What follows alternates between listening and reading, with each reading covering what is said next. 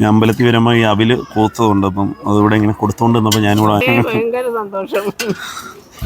ഇത് കണ്ടോ, ശാന്തി ആ കുഴിയിലേക്ക് ഇറങ്ങുവാണ്. അപ്പം ഒരു ഏണി വെച്ചിട്ടുണ്ട്, ഏണി വെച്ച് അങ്ങോട്ട് പോകും. ഇത് ഷടാധാര പ്രതിഷ്ഠയ്ക്ക് മുൻപുള്ള ചടങ്ങുകളാണ്. നാണയത്തുട്ടുകളൊക്കെ വെച്ചിരിക്കുന്നുണ്ട്, നാണയത്തുട്ടുകൾ. അത് ഇടുന്നതിന് മുമ്പ് നാണയത്തുട്ട്, സ്വർണം അതൊക്കെ വെച്ചതിന് ശേഷമാണ് തറക്കല്ലിടുന്നത്. എന്നിട്ട് ശാന്തി ഇപ്പം ഏണി കയറി അടുത്തടുത്തോട്ട് പോവുകയാണ്. ഒരുപാട് ഉപദേവതമാരുണ്ട്, കണ്ടില്ലേ, പൈസ ഇട്ട് കൊടുക്കുന്നുണ്ടോ നാണയം. എന്നിട്ട് അതുകൊണ്ടൊന്ന് കുഴിയിലിടും, കല്ലിടും.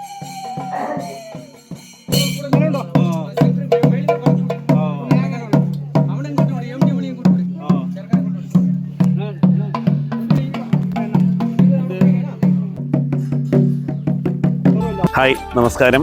ഞാനിന്ന് നിൽക്കുന്നത് ചിറക്കര താഴം മഹാദേവ ക്ഷേത്രത്തിൻ്റെ ഫ്രണ്ടിലാണ്. അപ്പോൾ ഇന്നിവിടെ ഒരു സ്പെഷ്യലായിട്ടൊരു കാഴ്ചയുണ്ടെന്ന് വെച്ചാൽ, നിങ്ങളാരും അധികം കണ്ടിട്ടില്ലാത്ത ശിവൻ്റെ പ്രതിഷ്ഠ എന്ന് വെച്ചാൽ ഇവിടെ പുനഃപ്രതിഷ്ഠയ്ക്ക് കല്ലിടുകയാണ്. അപ്പോൾ അതിന് ഷടാധാര പ്രതിഷ്ഠ എന്നാണ് പറയുന്നത്. അതിൻ്റെ കർമ്മങ്ങളും കാര്യങ്ങളൊക്കെ ഇവിടെ നടന്നുകൊണ്ടിരിക്കുകയാണ്. അപ്പോൾ നമുക്ക് ആ ഒരു കാഴ്ചയും കാര്യങ്ങളൊക്കെ ഒന്ന് കാണാം. നമ്മൾ ഇങ്ങനത്തെ വീഡിയോ ഒന്നും അധികം ആരും കണ്ടു കാണത്തില്ല, അതുകൊണ്ടാണ് ഞാൻ ഈ ഒരു വീഡിയോ നിങ്ങളിലേക്ക് എത്തിക്കുന്നത്. നമുക്ക് ഏതായാലും ഈ ഒരു ഷടാധാര പ്രതിഷ്ഠയുടെ കാഴ്ചയും കാര്യങ്ങളും ഒക്കെ ഒന്ന് കണ്ടിട്ട് വരാം. വാ.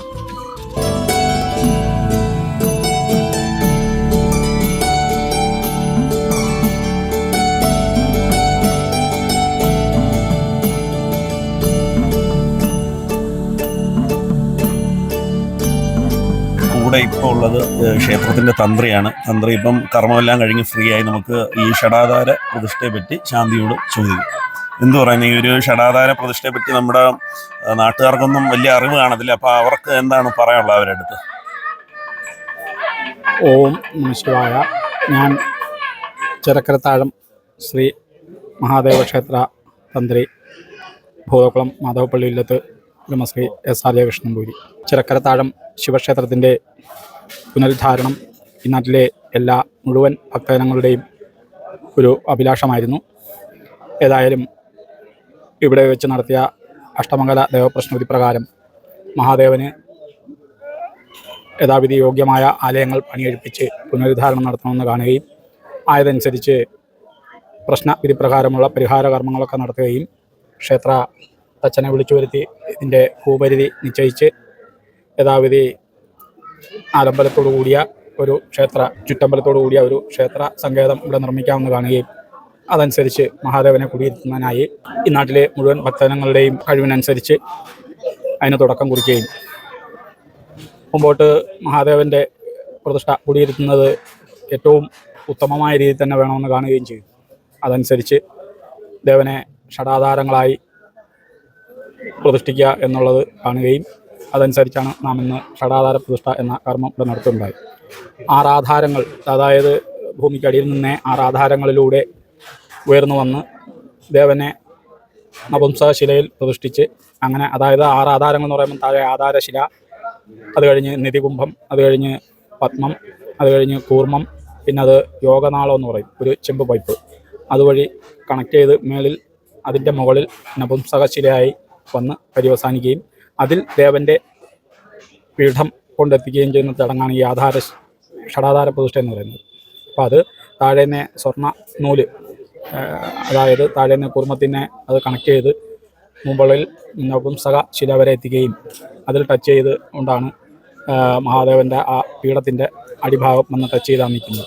അത് കറക്റ്റ് കണക്കനുസരിച്ച് ഏറ്റവും ഉത്തമമായ കണക്കിൽ ഉത്തമമായ രീതിയിൽ ആധാരശിലയിൽ തുടങ്ങി നപുംസക ശിലയിൽ അവസാനിപ്പിക്കുന്ന ഒരു ക്രിയയാണ് ഷടാധാര പ്രതിഷ്ഠ എന്നുകൊണ്ട് ഉദ്ദേശിക്കുന്നത്. ഈ ഇത്രത്തോളം അതിൻ്റെ കണക്കിനനുസരിച്ച് ഷടാധാരമായി പ്രതിഷ്ഠിക്കുമ്പോൾ നാം അതിൽ നിന്നും ഈ കുണ്ടലിനി ശക്തിയിൽ നിന്നും വരുന്ന ആ ഒരു ശക്തി പോലെ നിത്യേന ഊർജ്ജപ്രവാഹം ഉണ്ടായിക്കൊണ്ടിരിക്കുക. ഭൂമിക്ക് അടിയിൽ നിന്നും വരുന്ന ആ ഊർജ്ജപ്രവാഹം പുറത്തേക്ക് ഒഴുകുകയും അപ്പം ആ ഭഗവാനെ കുടിയിരുത്തുന്ന ഏറ്റവും നല്ല രീതിയിലെന്നുള്ള ആ ഇതുകൊണ്ട് ഭഗവാനെ നിത്യേന പൂജാകർമ്മങ്ങളും എല്ലാം നടത്തി വരുമ്പോൾ കൂടുതൽ ചൈതന്യകല ഭഗവാനുണ്ടാവുകയും ആ ഊർജ്ജപ്രവാഹം ചൈതന്യകല നമുക്ക് ഈ നാട്ടിനും നാട്ടാർക്കും ഭക്തജനങ്ങൾക്കും ഉണ്ടാകുമെന്നാണ് ഷടാധാര പ്രതിഷ്ഠയിലൂടെ ഉള്ള ഒരു മഹാക്ഷേത്രത്തിൻ്റെ പ്രത്യേകത.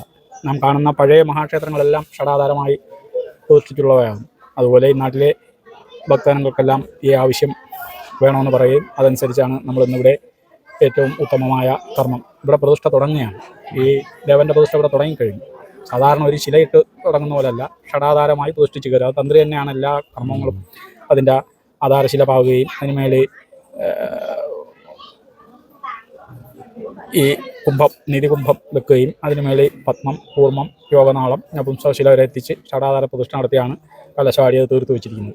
ഇനി ഇതിനെ ചുറ്റാകെ കെട്ടിയെടുത്ത് പിന്നെ പഞ്ചവർഗത്തെ തയ്യാറാക്കി പിന്നെ അതിന് മേലോട്ട് ശ്രീകോലുകൾ കെട്ടി പ്രതിഷ്ഠാ സമയത്ത് ദേവൻ്റെ പീഠം ഇപ്പോൾ വെച്ചിരിക്കുന്ന നപുംസകശിലയിൽ അത് താഴെ നിന്ന് വന്നിരിക്കുന്ന സ്വർണ്ണ നൂല് അവിടം വരെ എത്തിച്ചിരിക്കുക. അപ്പോൾ അതിൽ വന്ന് ടച്ച് ചെയ്ത് നിൽക്കുകയാണ്. അപ്പോൾ താഴെ നിന്നുള്ള ഊർജ്ജം നാട്ടിലെ എല്ലാ ഭക്തജനങ്ങൾക്കും കിട്ടും എന്ന് വിശ്വസിക്കുന്നു. മഹാദേവൻ എല്ലാ ഭക്തജനങ്ങളെയും നാട്ടിലെ എല്ലാ ഭക്തജനങ്ങളെയും അനുഗ്രഹിക്കുമാറാകട്ടെ എന്ന് പ്രാർത്ഥിക്കുന്നു. ശംഭോ മഹാദേവൻ. നമുക്ക് ഈ ഒരു ഷടാധാര പ്രതിഷ്ഠ എന്ന് പറയുന്നത് ഒന്ന് കണ്ടു നോക്കാം. അപ്പം എല്ലാവരും ഇവിടെ ചുറ്റും ഇങ്ങനെ നിൽക്കുവാണ്. ഷടാധാര പ്രതിഷ്ഠ തുടങ്ങാൻ പോവുകയാണ്. അപ്പം അത് നമുക്കൊന്ന് കണ്ടു നോക്കാം. ഈ പറഞ്ഞ കാര്യങ്ങളൊക്കെ ഇപ്പം നമ്മുടെ തന്ത്രി പറഞ്ഞതൊക്കെ ഒന്ന് ലൈവായിട്ടൊന്ന് കണ്ടു നോക്കാം.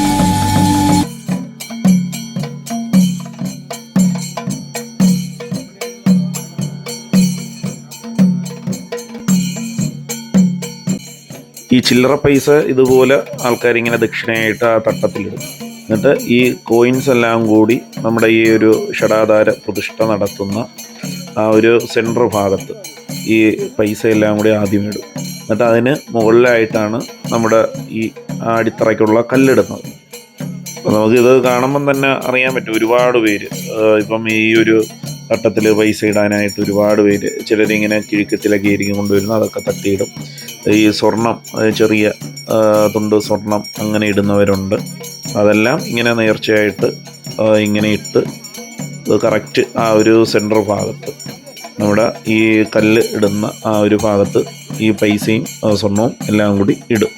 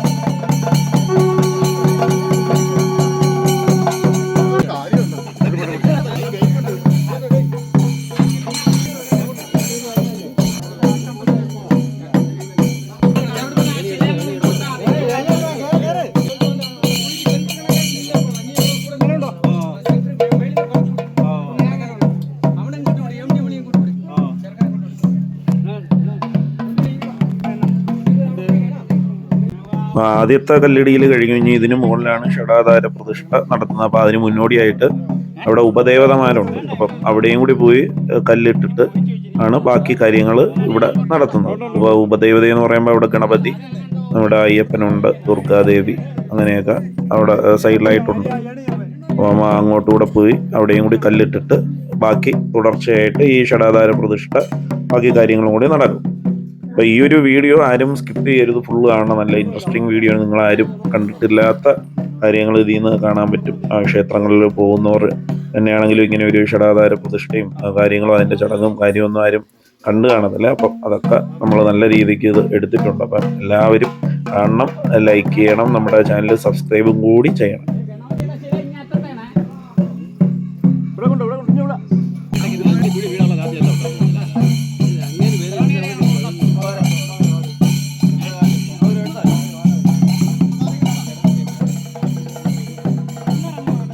ഇപ്പം ഇവിടെയാണ് ഗണപതിയെ പ്രതിഷ്ഠിക്കാൻ പോകുന്നത്. അപ്പം ഗണപതിക്കുള്ള കല്ലിടിയിലാണ് ഇവിടെ നടക്കുന്നത്. കണ്ടോ, കല്ലും കൊണ്ട് ഒരാൾ ഇവിടെ നിൽപ്പുണ്ട്. ഇപ്പം മേണി കൂടി താഴെ ഇറങ്ങി ആ കല്ല് അവിടെ ഇടും. ആൾക്കാർ പൈസയൊക്കെ ഇറങ്ങി തുടങ്ങി, കണ്ടില്ല? ഇപ്പോഴേ അത് കുറച്ച് കോയിനൊക്കെ വീണ് കിടക്കുന്നതാണ്. അത് മുകളിൽ നിൽക്കുന്നവരിങ്ങനെ ഇട്ട് കൊടുക്കുന്നതാണ്. എന്നിട്ട് അതിൻ്റെ മുകളിലൂടെ ഇങ്ങനെ കോയിൻ ഇടും. എന്നിട്ട് ആ പൈസയൊക്കെ ഇട്ടതിന് ശേഷമാണ് ആ കല്ല് വയ്ക്കുന്നത്. കണ്ടില്ലേ, അതിൻ്റെ മുകളിലായിട്ട് കല്ല് വെക്കും.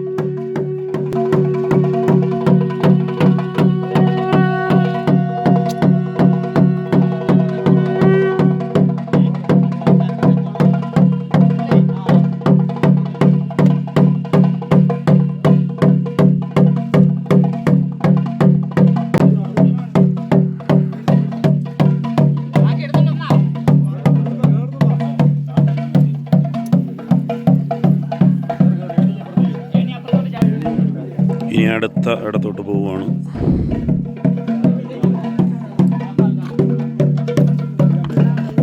ഇവിടെ ഗണപതി, ഇപ്പുറത്ത് ശാസ്താവുമല്ലേ.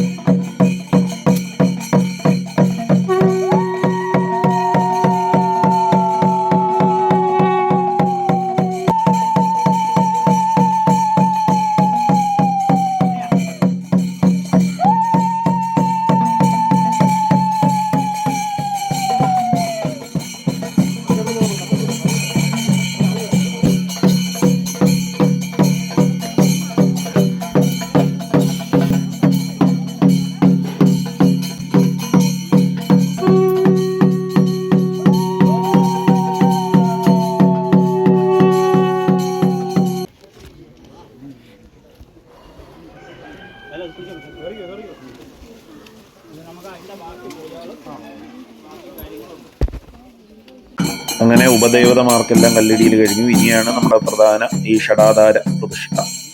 അതിൻ്റെ പ്രധാനപ്പെട്ട കാര്യങ്ങളിലേക്ക് കടക്കുവാണ്. ഇനി അങ്ങോട്ട് ആരും സ്കിപ്പ് ചെയ്യരുത്, ഫുള്ള് കാണണം.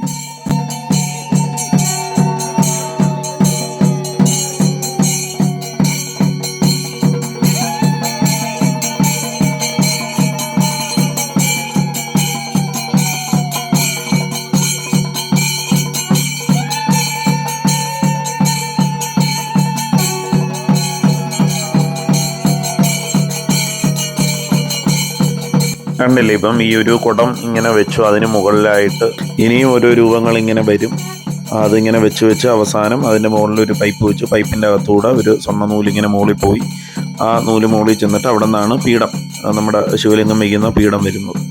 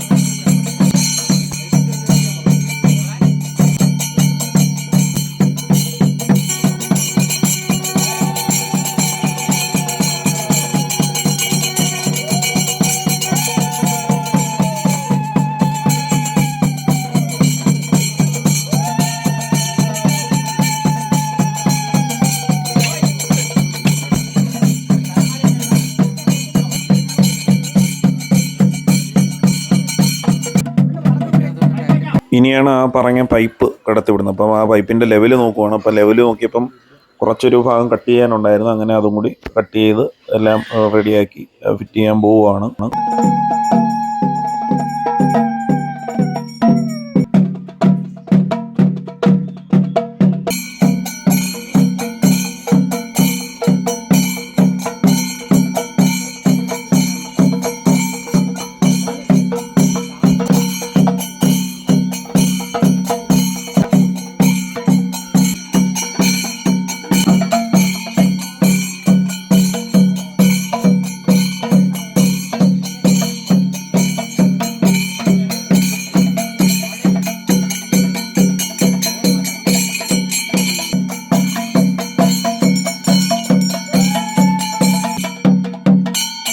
നിലവിലുള്ള ക്ഷേത്രം ജീർണാവസ്ഥയിലായിരുന്നു.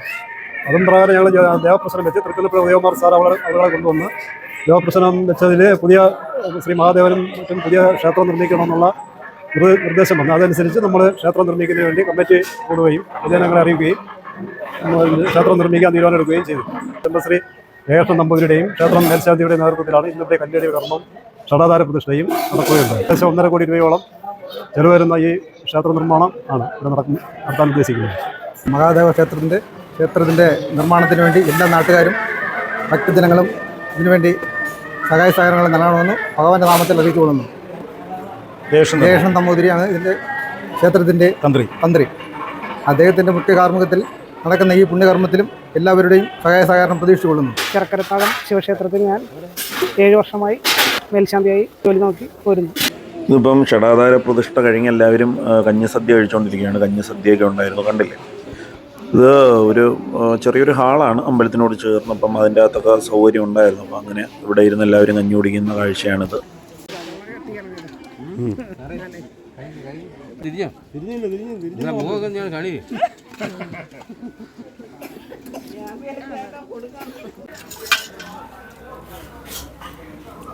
ഞാൻ അമ്പലത്തിൽ വരുമ്പോൾ ഈ അവില് കൂത്തതുണ്ട്. അപ്പം അതിവിടെ ഇങ്ങനെ കൊടുത്തുകൊണ്ട് നിന്നപ്പോൾ ഞാനിവിടെ വാങ്ങിച്ചാൽ കോട്ടയം ഇവിടെ ഉള്ളതാണ്. അപ്പം എങ്ങനെയുണ്ട് പ്രതിഷ്ഠയൊക്കെ പുതിയതായി? സന്തോഷമില്ലേ? സന്തോഷം, ഭയങ്കര സന്തോഷം. എത്രയും പെട്ടെന്ന് ഭഗവാനാ. അതെ, പേരെന്തോണം? യശോദ. യശോദമ്മയാണ് ഇവിടുത്തെ എല്ലാ കാര്യങ്ങളും നോക്കിയിടുന്നല്ലേ. തിരക്ക് കുറഞ്ഞ് എല്ലാവരും പോയി. ഇപ്പം ഷടാധാര പ്രതിഷ്ഠയുടെ താഴെ മുതൽ മുകളിൽ വരെ അടിയിൽ ഇങ്ങനെ പൈസയും കാര്യങ്ങളും ഒക്കെ ഇട്ട് അതിന് മുകളിലാണ് തറക്കല്ലിട്ട് മുകളിൽ നിധികുംഭവും വെച്ച് അതിൻ്റെ മുകളിലായിട്ടിരിക്കുന്ന നമ്മുടെ ഒരു ആമയുടെ ഒരു രൂപം കണക്കാണ്. അപ്പോൾ അതിൻ്റെ മുകളിലാണ് ഈ ഒരു പൈപ്പ് വെച്ച് മുകളിലോട്ട് എടുത്തിരിക്കുന്നത്. ഏതാണ്ട് 1 കോടി പുറത്ത് ബഡ്ജറ്റ് വരുന്നതാണ് ഈ ഒരു ക്ഷേത്രത്തിൻ്റെ. കറക്റ്റ് എനിക്കറിയത്തില്ല, അവർ നമ്മുടെ കമ്മിറ്റിക്കാർ നേരത്തെ പറഞ്ഞിട്ടുണ്ടായിരുന്നു. അപ്പം നമ്മുടെ ഈ ഒരു നാട്ടിലെ ആൾക്കാരുടെ സഹകരണം എല്ലാം കൊണ്ടാണ് ഈ ഒരു ക്ഷേത്രം പണിയുന്നത്. അപ്പം എല്ലാവരും ഈ നാട്ടിലുള്ളവരോട് എനിക്ക് പറയാനുള്ളതെന്ന് വെച്ചാൽ ഇത്രയും നല്ല രീതിക്ക് ഇവർ പണിയുന്നു. അപ്പം എല്ലാവരുടെയും ഹെൽപ്പ് വേണം. പറഞ്ഞാണൊക്കെ തന്നെ നല്ല എല്ലാ ആചാരങ്ങളും അതുപോലെ പാലിച്ചുകൊണ്ടുള്ള ഒരു ചടങ്ങാണ് നമ്മളിന്ന് കണ്ടത്. അപ്പോൾ നമ്മുടെ ഈ ഒരു വീഡിയോയും കാര്യങ്ങളൊക്കെ നിങ്ങൾക്ക് ഇഷ്ടപ്പെട്ടു എന്ന് വിചാരിക്കുന്നു. ഇഷ്ടപ്പെട്ടെങ്കിൽ ലൈക്ക് ചെയ്യണം, ഷെയർ ചെയ്യണം, സബ്സ്ക്രൈബ് ചെയ്യണം. വീണ്ടും അടുത്തൊരു വീഡിയോ ആയിട്ട് നമുക്ക് വേറൊരു ദിവസം കാണാം. It's me Sukesh Sumaran.